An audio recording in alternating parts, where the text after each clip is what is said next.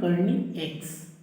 अब देखिए ये सिंगल है, हमको क्या करना है, चूंकि प्रथम फलन द्वितीय फलन से इसको बनाना है तो इसको हमको उस टाइप से इसको बनाना पड़ेगा। तो इसमें आपको ध्यान देना है, जैसे कर्णी x है ना, तो अपने मन से कर्णी x बटा कर्णी x लेना रहता है। इसमें भी आपको कर्णी x बटे कर्णी x लिखना पड़ेगा। अगर कर्णी x प्लस 1 आएगा तो उसमें आपको कर्णी x प्लस 1 बटा कर्णी x प्लस 1 वैसा लेना पड़ेगा। तो यहाँ से क्या करेंगे, इसमें अपने मन से ये i बराबर लिखेंगे, यहाँ से समाकलन ये dx, तब ये हो जाएगा आपका i बराबर, अपने मन से आपको ऐसे कर्णी x बटे कर्णी x लिखना है अगर कर्णी x है तो, फिर ये हो जाएगा साइन कर्णी x। वैसे भी फर्क नहीं पड़ेगा, दोनों कट जाएगा, यही चीज़ बचेगा।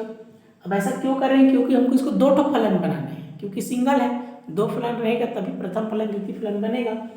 अब ऐसा करने के बाद जिसको करेंगे उसी को मानेंगे, तो मानेंगे माना कर्णी x बराबर t, और जिसको मानते हैं उसका अवकलन, इसका अवकलन करेंगे तो d by D x Karni x, ये हो जाएगा d by D x T. तो कर्णी x का अवकलन क्या होता है, तो कर्णी x का आपका अवकलन हो जाएगा 1/2 कर्णी x। क्लियर हुआ। और ये हो गया आपका dt by D x. Karni x का बता चुका हूँ कितने बार, इसका अवकलन होता है 1/2 कर्णी x।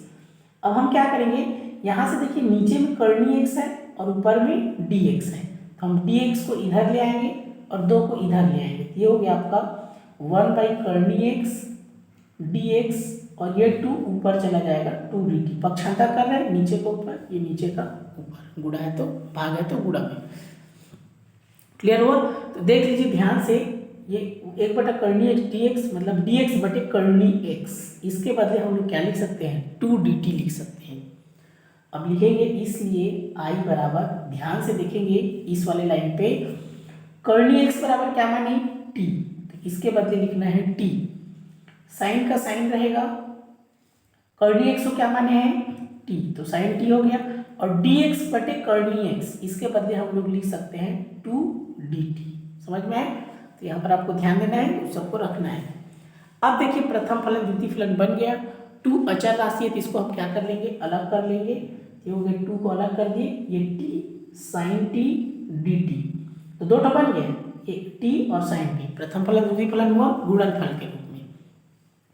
अब इलेट का नियम लगाना है। इलेट में क्या होता है आपको याद रखना है, इलेट वाला नियम लगाना है तो कौन पहले आता है, ये t क्या है बीजगणितीय फलन है, साइन t क्या है आपका त्रिकोणमितीय फलन है। तो a मतलब बीजगणित, t माने त्रिकोणमितीय, इसको 1 मानना है, इसको क्या मानना है 2 मानना है यहाँ पर।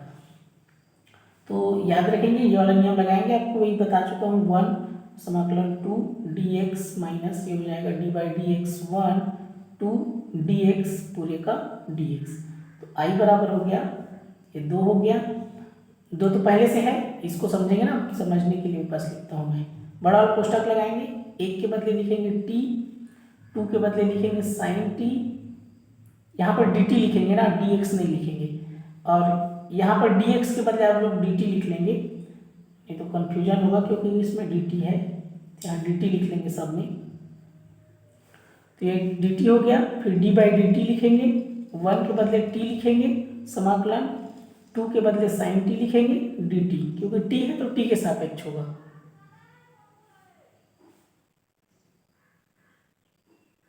dt और ये हो जाएगा पूरा बड़ा कोष्टक, क्योंकि ये जो पहले में 2 था ना वो सब के लिए है ना, इसलिए बड़ा कोष्टक आपको लगाना है, तभी हो जाएगा आपका। यहाँ से 2 का 2 रहेगा, ये t का t ही रहेगा। साइन t का समाकलन क्या होता है, तो साइन t होता है माइनस कॉस t, t का t के सापेक्ष अवकलन 1, साइन t का होता है माइनस कॉस t, और ये dt 2 हो गया।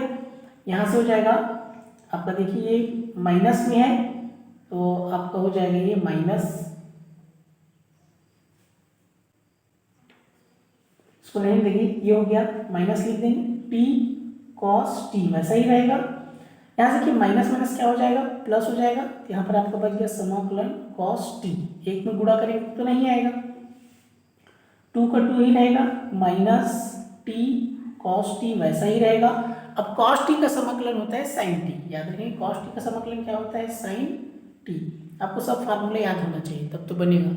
अब यहाँ से इन सब मान को रखेंगे, टू का टू ही रहेगा, माइनस का माइनस। अब सब मान को रखना है, टी के बदले रखना है, कॉस टी के बदले रखना है। ध्यान से देखेंगे, टी के बदले हम लिख सकते हैं कर्णी एक्स, क्लियर हुआ। टी के बदले क्या लिखना है, कर्णी एक्स, यहाँ पर रखते जाना है। यहाँ पर टी के बदले लिखना है कर्णी एक्स, फिर कॉस का कॉस, टी के बदले कर्णी एक्स, ये साइन का साइन, और टी के बदले कर्णी एक्स, ये प्लस सी, ये क्या है इसका उत्तर है।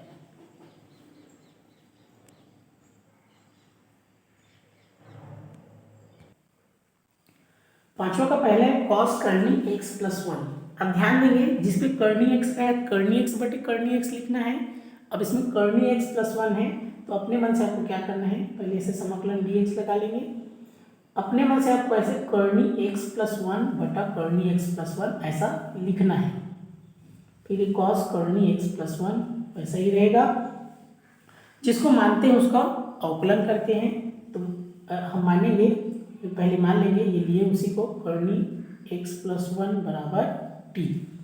अब इसका अवकलन करेंगे, तो D by D x Karni X plus one D by D x T. जैसे कर्णी एक्स का अवकलन 1/2 कर्णी एक्स हुआ, वैसे कर्णी एक्स प्लस वन का अवकलन होगा 1/2 कर्णी एक्स प्लस वन, ऐसा होगा। अब ध्यान से देखिए, हमको क्या करना रहता है, मेन ये जो कर्णी एक्स प्लस वन और डी एक्स, तो डी एक्स को ऊपर लाएंगे, ये दो इधर चला जाएगा, यहाँ से हो जाएगा ये आपका 1 Karni X plus one D x, ये 2 चला जाएगा ऊपर, तो 2 डी टी। अब इसको और इसको आपको देखना है, तो क्या होगा ये, यहाँ से देखेंगे, इसलिए आपका हो जाएगा आई बराबर, ध्यान से देखेंगे कर्णी एक्स प्लस वन, तो कर्णी एक्स प्लस वन को हमने क्या माना, टी, तो उसके बदले लिखेंगे टी। कॉस को कॉस रहेगा, कर्णी एक्स प्लस वन के बदले क्या लिखेंगे, टी, और डी एक्स बटे कर्णी एक्स प्लस वन, इसके बदले लिखना है 2 डी टी। क्लियर हुआ। अब सेम वैसी बनेगा जो अभी बनाए थे, तो प्रथम फलन द्वितीय फलन इसमें भी हो गया। अब ये बीजगणितीय है और ये क्या है आपका त्रिकोणमितीय, तो इसको एक मानेंगे, इसको दो मानेंगे। क्लियर हुआ। ये दो अचर राशि, इसको अलग कर लेंगे, 2 हो जाएगा T cos T D T, ये एक हो गया, ये दो हो गया। फिर वैसे लगाना है प्रथम फलन द्वितीय फलन वाला नियम लगाना है, तो 2 का 2 हो जाएगा, बड़ा कोष्टक लगाएंगे, प्रथम फलन लिखते हैं, तो टी, द्वितीय दूसरे का समाकलन, तो कॉस टी डी टी, फिर ये हो जाएगा पहले का अवकलन, फिर दूसरे का समाकलन, फिर पूरे का समाकलन। याद रखिएगा, टी है तो टी लिखना है, एक्स है तो टी है डी टी लिखना है, एक्स है तो डी एक्स लिखना है। कोष्टक पर भी ध्यान देना है, ये बड़ा कोष्टक हो गया टी का टी। अब कॉस टी का समाकलन होता है साइन टी, टी का टी के सापेक्ष अवकलन 1, कॉस टी का समाकलन होता है साइन टी, यहाँ डी टी, तो 2 का 2 हो गया, ये तो वैसा ही रहेगा, टी साइन टी, 1 का गुणा करेंगे साइन टी में तो साइन टी ही आएगा, और साइन टी का समाकलन होता है माइनस कॉस टी। यहाँ से हो गया 2, अब देखिए यहाँ से ये T sine T minus minus plus cos T. अब मान रख देना है, टी के बदले क्या लिख सकते हैं, कर्णी एक्स प्लस वन, तो टी के बदले लिख देना है कर्णी एक्स प्लस वन। ये हो गया आपका 2, टी के बदले लिखना है कर्णी एक्स प्लस वन, ये हो गया साइन, फिर टी के बदले लिखना है कर्णी एक्स प्लस वन, प्लस ये कॉस का कॉस हो गया, टी के बदले लिखना है कर्णी X plus one, plus C इसमें जोड़ देना है, यही क्या है इसका उत्तर है।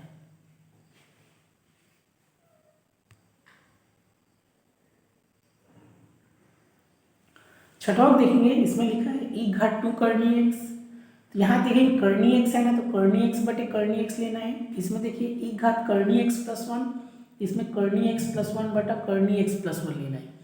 यह है ई घाट 2 कर्णी 2x प्लस वन, इसमें लेना है कर्णी 2x प्लस वन बटा Karni 2x plus one.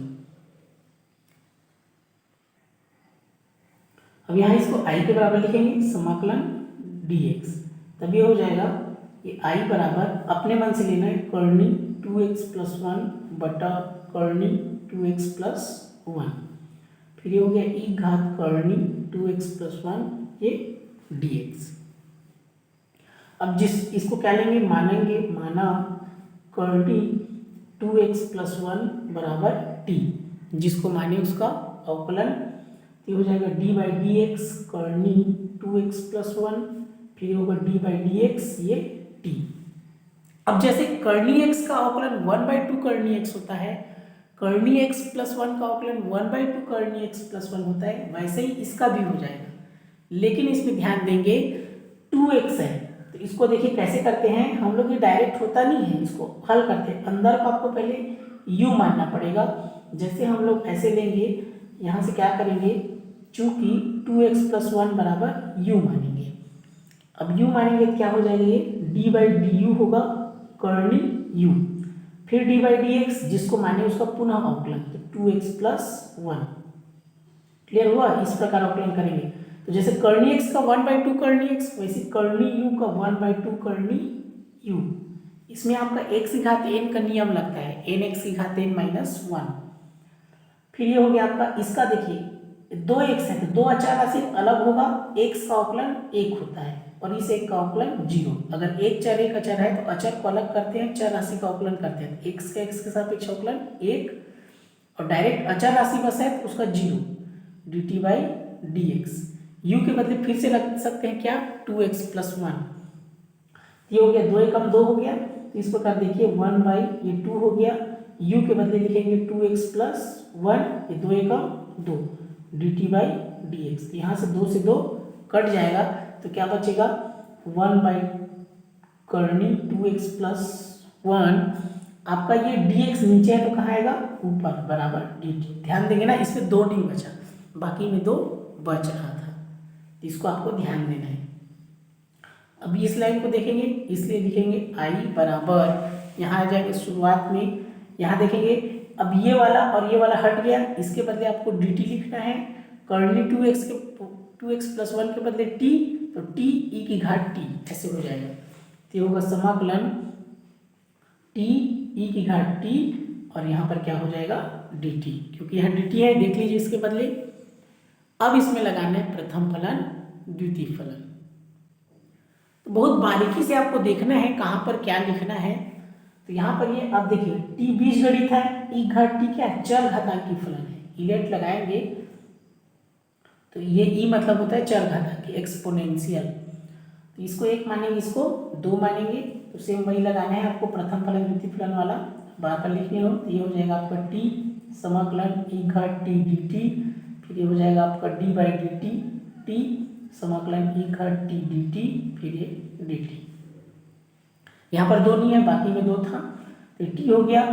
e⁻t का समाकलन e⁻t ही होता है, t का t के सापेक्ष अवकलन 1, e⁻t का समाकलन e⁻t, फिर ये हो जाएगा, ये तो वैसा ही रहेगा, t e⁻t, 1 में गुणा करेंगे तो इतना ही आएगा, और e⁻t ही होगा ये।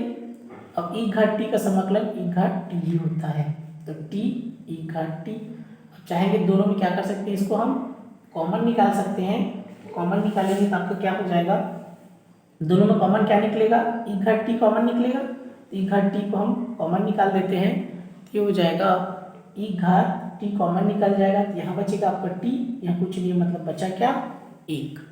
अब लास्ट में आपको रखना है t बराबर जो माने थे कर्णी x + 1, यहाँ पर देखिए कर्णी 2x + 1, इसको लिख देना है। तो ये हो जाएगा e⁻ कर्णी 2x + 1, फिर t के बदले लिखना है कर्णी 2x + 1 - 1। क्लियर है, ये कर्णी में है ना, और ये अलग है, प्लस c, ये क्या होगा, इसका उत्तर हो।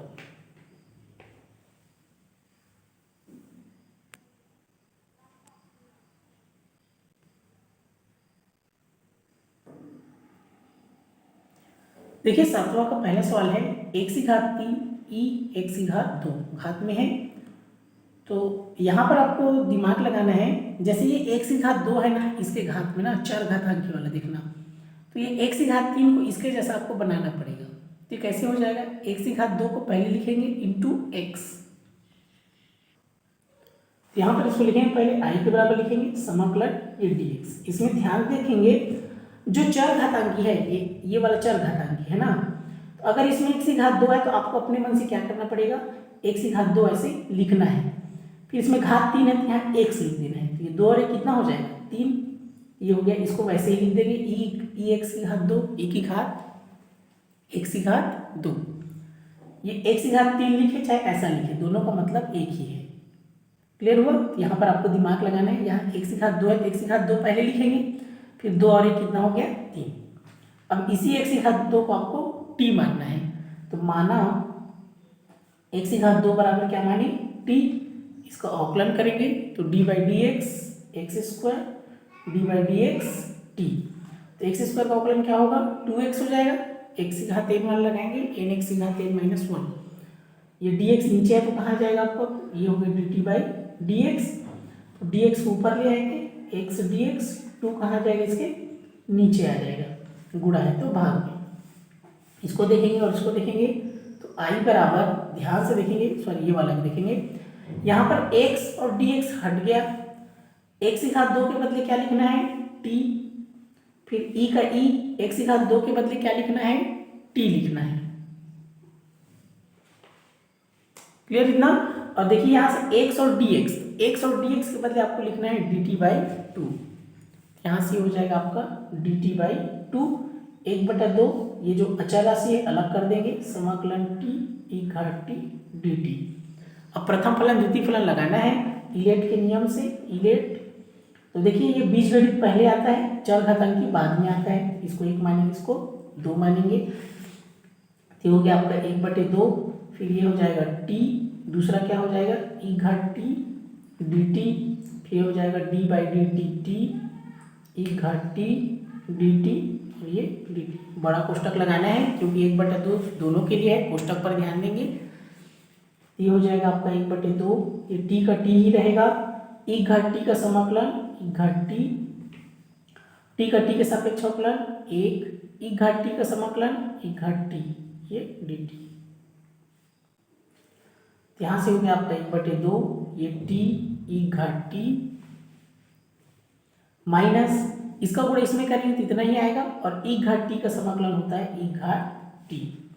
1/2 हो गया। अब मान रख देना है t बराबर, हमने क्या माना था t बराबर माने एक्स स्क्वायर। यहाँ पर इस यहाँ पर रख देंगे, ये हो जाएगा आपका t के बदले लिखेंगे एक्स स्क्वायर, ये हो गया। फिर t के बदले लिखेंगे एक्स स्क्वायर e, फिर t के बदले लिखेंगे एक्स स्क्वायर। तो यहाँ पर इस प्रकार ये हो गया। आप चाहे तो इसमें से और भी कॉमन निकाल सकते हैं।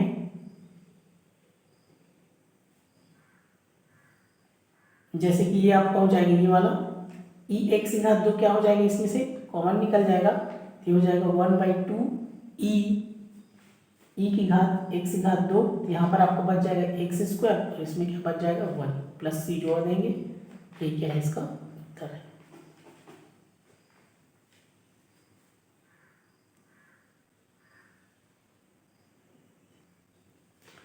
देखिए अब जैसे इसमें लिखा है एक्स की घात 5 ई घात एक्स की घात 3, तो ऐसे ही बनेगा, बस आपको थोड़ा सा दिमाग लगाना है। जैसे लिखा है एक्स की घात 5 ई की घात एक्स की घात 3, तो 3 है ना, तो एक्स की घात 3 पहले लिखना है। अभी 5 है तो यहाँ पर 2 लिखना है, 3 2 5, 3 दूनी 6 नहीं करना है ना, आधार समानक घात जुड़ता है। फिर ये ई एक्स की घात 3, अब एक्स की घात आप एक्स की घात 3 को टी मान लेंगे, फिर से हम ऐसी बन जाएंगे, ये एक्स स्क्वायर आपका हट जाएगा।